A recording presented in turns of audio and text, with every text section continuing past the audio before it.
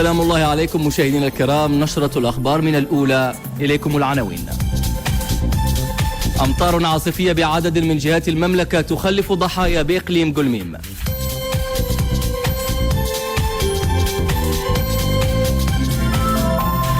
الناخبون التونسيون يتوجهون اليوم إلى صناديق الاقتراع لاختيار رئيس جديد للبلاد.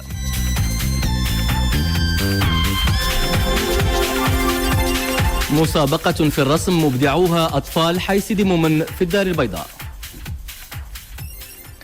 أهلا بكم.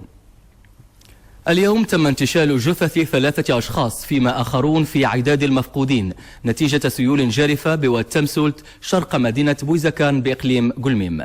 المشهد نتابعه في روبورتاج محمد الشهب والحافظ محضار.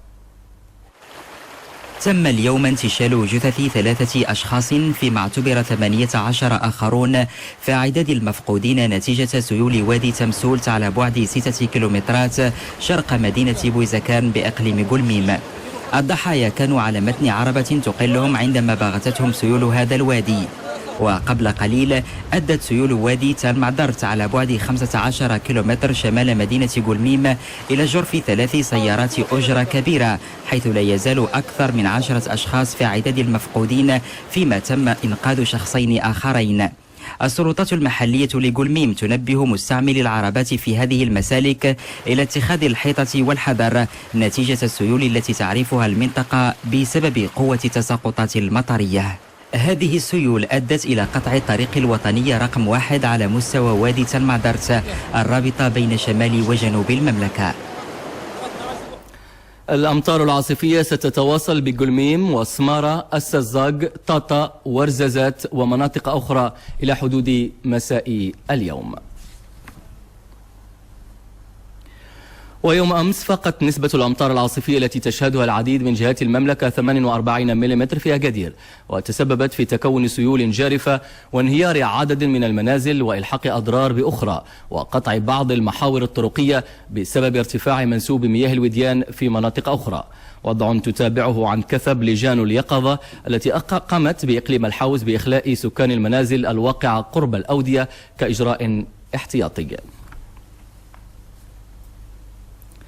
جهات أخرى من المملكة استفادت من هذه التساقطات، كما هو حال جهة سوس مسدرعة التي انتعشت فرشتها المائية بعد سنوات من الجفاف، أثرت سلبا على مخزونها المائي ونشاطها الفلاحي. روبورتاج مبارك زمني وفاتن خضري يرصد الوضع بمنطقة بلفع.